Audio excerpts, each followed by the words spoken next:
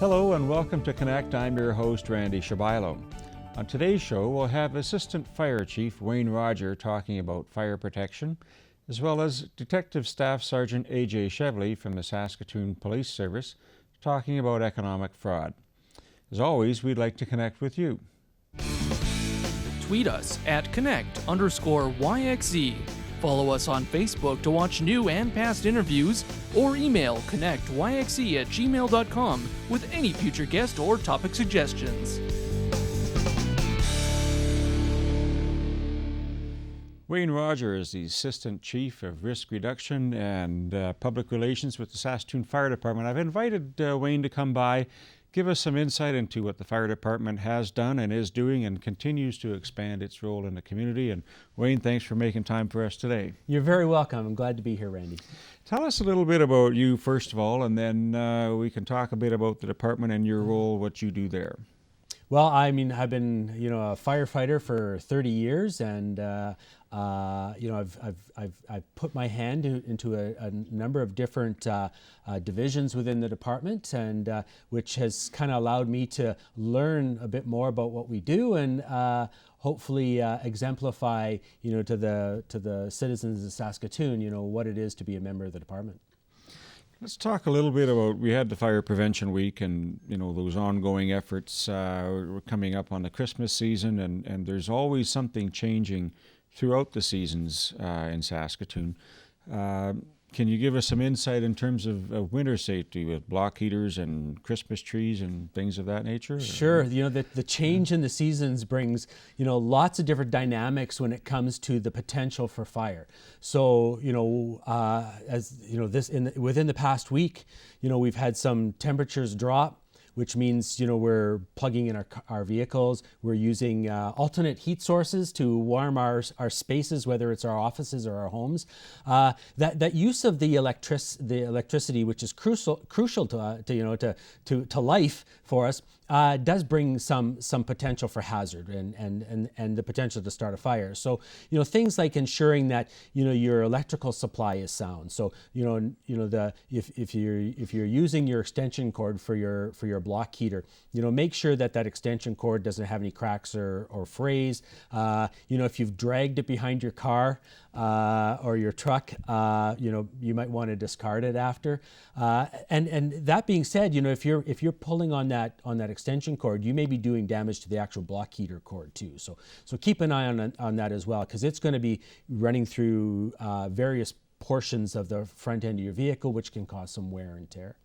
The other with space heaters, they are meant, space is defined as, the area that you're in, but the space also, we want to kind of relay the space around that heater needs to be protected. And so keeping, combustible materials, keep it away from things that are potential to catch fire, so that keep it away from furniture, keep it away from the magazine rack. Mm-hmm. My default is always to read the instructions.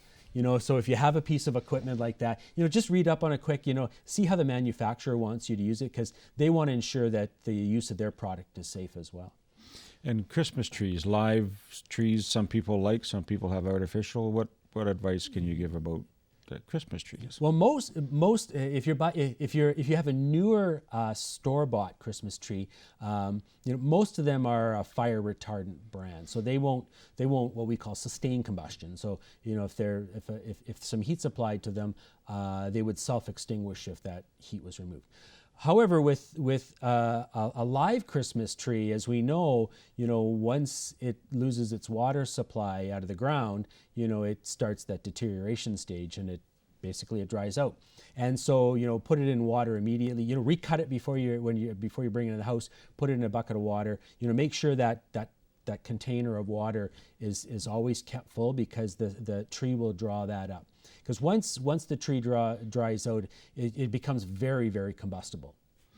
Talk a little bit about what you do as a fire department when it comes to seniors. We had a bit of a discussion before about the role that the fire department can play with assisting seniors that may fall or things of that nature. Yeah, we have a new program. Well, we rolled out a new program in the last year and a half called Remembering When.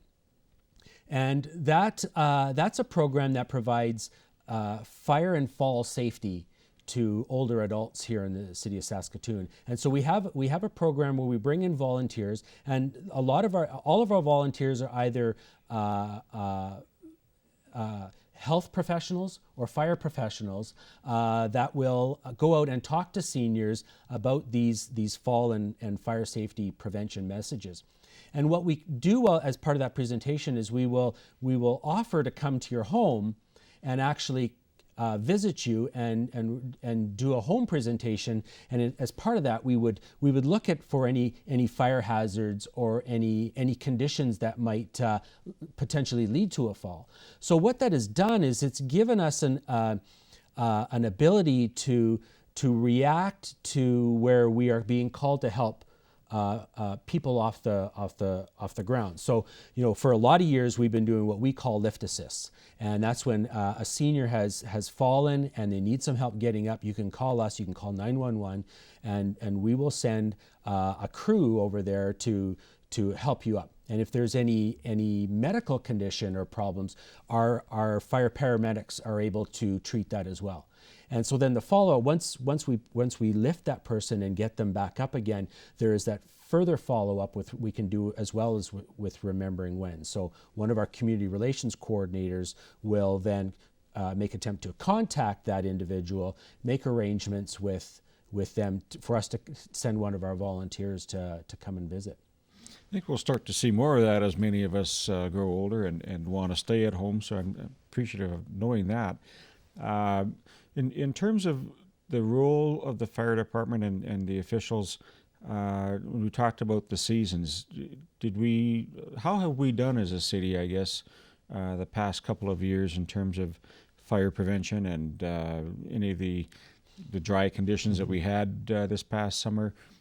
Are we as a city okay? Are we doing some good things and compared to other major centers? I think when I think of the risk with respect to the environmental conditions, when it does get dry, I think we all remember Fort McMurray, and that forestry city interface that happens when you build your residential neighborhoods too close to a wooded area. We don't have those same problems. We do have prairie land, and we've done a really good job of maintaining the lands in around the city, so that there's minimum impact on our residents and our offices and our commercial sector to expose, to prevent the exposure for those. So there's a number of things that go on with our urban design people and in consultation with us to ensure that we're cognizant of wooded areas that could be a potential. One of the benefits that we have with our model is that in the event that we do have a fire, we have some fairly quick reaction to that.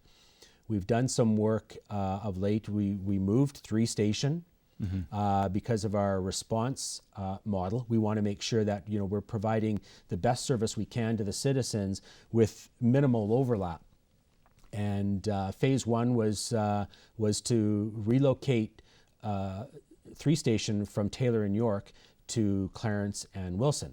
And that which is coupled with phase 2 will be the movement of building a new fire station in the university area and moving those resources from the Central Avenue station to the university area. And really what that did was it increased our area of coverage within our response parameters, while also reducing the amount of overlap that those districts do have.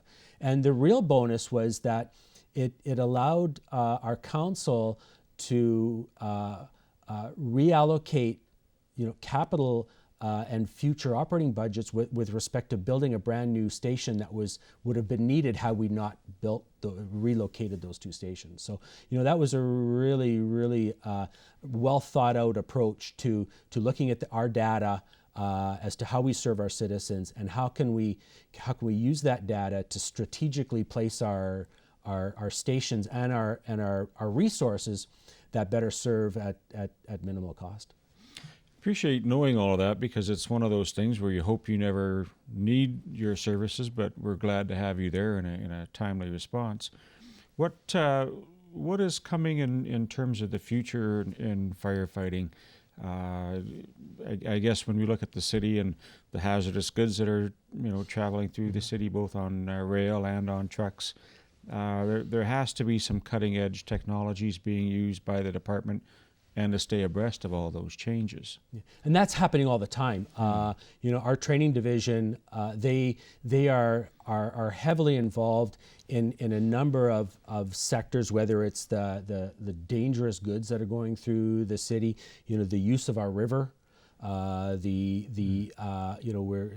Today actually we're doing what we call rope rescue techniques. So I mean, we're training our staff in the event of an elevator. We have a lot of high rises in the city here. We've got a couple a couple that are going up downtown. Any kind of mishap at an elevation, our staff have the technical expertise to safely go and mitigate whatever may be transpiring in one of those locations. So that training, there's a big demand for that kind of a service, because when our citizenry needs it, we need to be able to deliver without any hesitation. So there's a fair amount of work that goes into maintaining competencies in those very, very technical programs, be it dangerous goods, our water rescue, which is, rescue diving under ice is very, very challenging. It's very, very technical and quite hazardous. And so we want to make sure, if we're exposing our staff to that they are the best trained that they possibly could be.